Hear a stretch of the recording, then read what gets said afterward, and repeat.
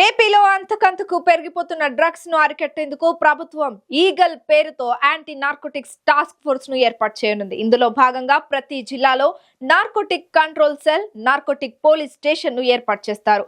CM Chandrababu త్వరలో eagle 1972 toll free number ను ఆవిష్కరిస్తారని హోంమంత్రి అనిత తెలిపారు. జాయింట్ టాస్క్ ఫోర్స్ ద్వారా గంజాయి రవాణా మార్గాలపై డేగ కన్ను వేస్తామన్నారు.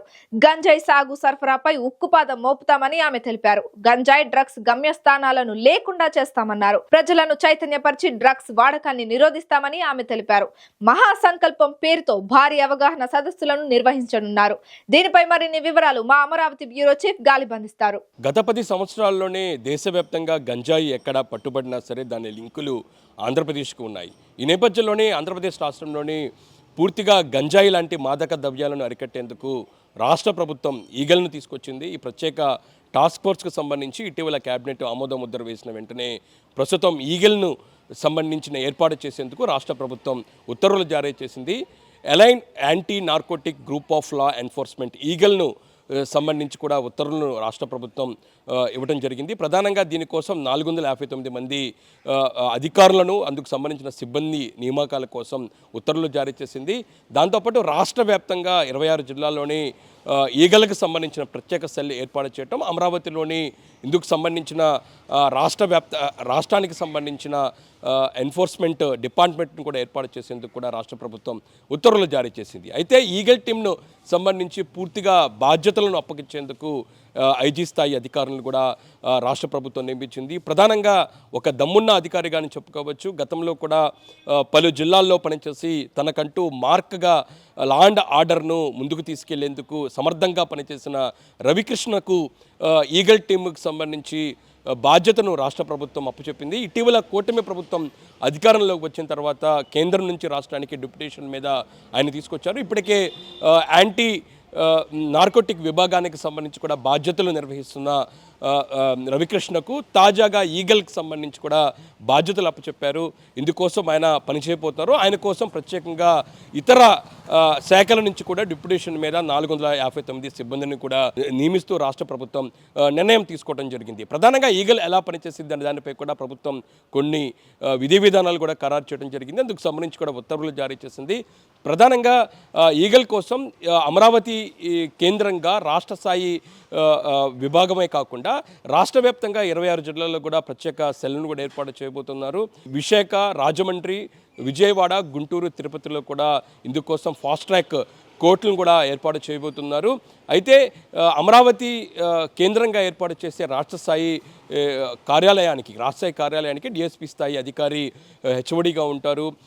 ఇంకా జిల్లాలో ఏర్పాటు చేసే ఈగల్ సెల్కు ఎస్ఐ స్థాయి అధికారి ఇందుకు సంబంధించిన హెచ్ఓడి ఉండే అవకాశం ఉన్నట్లుగా ప్రభుత్వం ఉత్తర్వుల్లో పేర్కొనడం జరిగింది. ప్రత్యేకంగా రాష్ట్రంలోని గంజాయికి సంబంధించిన సాగు నుంచి వినియోగం వరకు పూర్తి స్థాయిలో అరికట్టేందుకు ఈ ఈగల్ ఎన్ఫోర్స్మెంట్ డిపార్ట్మెంట్ పరిచయపోతుంది.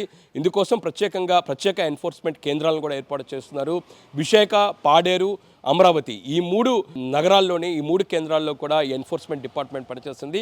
ప్రత్యేకమైన ఈగల్లోనే ప్రత్యేకమైన డిపార్ట్మెంట్గా ఎన్ఫోర్స్మెంట్ కూడా పేర్కొనడం జరిగింది. ఇది గుంటూరులో ఏదైతే ఉందో అమరావతి కేంద్రంలో ఏర్పాటు చేసే ఎన్ఫోర్స్మెంట్ కేంద్రం ఇటు రాయలసీమ ప్రాంతము వరకు కూడా పనిచేస్తుంది.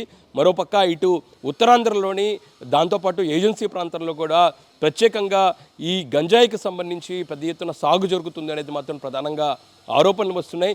ఈ ప్రాంతం నుంచే రాష్ట్రంలోనే కాకుండా దేశవ్యాప్తంగా గంజాయి సప్లై జరుగుతుంది. అంటే ఏదైతే ఉన్నాయో కోకటి వేర్లతోనే దీన్ని అరికట్టాలంటే ఖచ్చితంగా గంజాయి సాగు ఎక్కడ జరుగుతుందో అక్కడ ప్రత్యేకంగా నిఘా పెట్టాలనేది మాత్రం ప్రభుత్వం భావిస్తుంది. ఈ నేపథ్యంలో ప్రత్యేక నిఘాను కూడా రవికృష్ణ ఆధ్వర్యంలోని ఈగల్ టీం దృష్టి సారించి పూర్తిగా దాన్ని అరికట్టే దిశగా కూడా చర్యలు తీసుకోబోతున్నారు.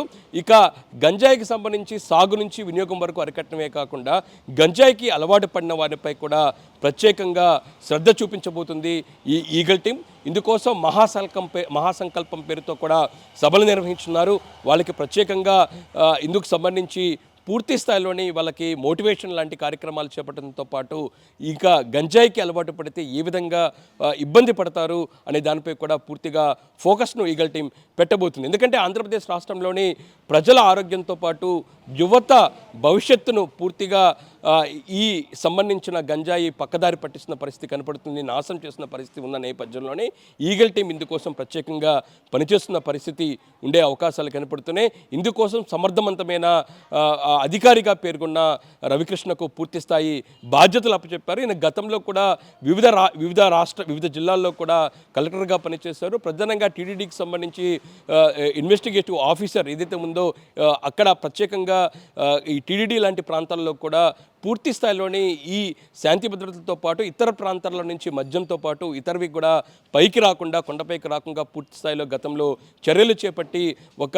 సమర్థవంతమైన అధికారిక కూడా పేరున్న పరిస్థితి ఉంది. ఈ నేపథ్యంలోనే ఈగల్కి సంబంధించిన బాధ్యతలు, ఎందుకంటే కూటమి ప్రభుత్వం చాలా ప్రతిష్టాత్మకంగా ఈగల్ను తీసుకురావడం జరిగింది. ముందు నుంచి కూడా ఉప ముఖ్యమంత్రి పవన్ కళ్యాణ్ ఇదే అంశాన్ని ప్రభుత్వం దృష్టికి తీసుకెళ్లారు. ఎందుకంటే రాష్ట్రంలోని క్రైమ్ రేటు పెరగటానికి, దాంతోపాటు మహిళలపై అఘాయిత్యాలు పెరగటానికి కూడా ప్రత్యేకంగా గంజాయి సేవించిన వారే ఎక్కువగా చేస్తున్న పరిస్థితి ఉంది. దీనికి ఖచ్చితంగా అరికట్టాలి, దీని మీద పూర్తి స్థాయిలో ఫోకస్ పెట్టాలి అనే దానిపై కూడా ముందు నుంచి కూడా రాష్ట్ర ప్రభుత్వానికి విజ్ఞప్తిని పవన్ కళ్యాణ్ చేస్తున్నారు. ఈ నేపథ్యంలో ఇటీవల జరిగిన క్యాబినెట్ సమావేశంలోని ఇందుకు సంబంధించి అరికట్టేందుకు ప్రత్యేకమైన ఎన్ఫోర్స్మెంట్ని ఏర్పాటు చేయాలి అనే దానిపై కూడా ప్రభుత్వం నిర్ణయం తీసుకుంది. ఈ నేపథ్యంలోనే ఎలైట్కి సంబంధించిన ఈగల్కి సంబంధించిన ప్రత్యేక టాస్క్ ఫోర్స్ను తీసుకొచ్చేందుకు రాష్ట్ర ప్రభుత్వం నిర్ణయం తీసుకున్న నేపథ్యంలో 2 రోజుల క్రితం ఇందుకు సంబంధించి హోంమంత్రి ఆధ్వర్యంలోని సబ్ కమిటీ భేటీ అయ్యి ఇందుకు సంబంధించిన విధి విధానాలను కూడా ప్రకటించింది. ఎటువంటి అధికారులను తీసుకోవాలి, ఇందుకోసం ప్రత్యేక సెల్ను ఏ విధంగా ఏర్పాటు చేయాలి,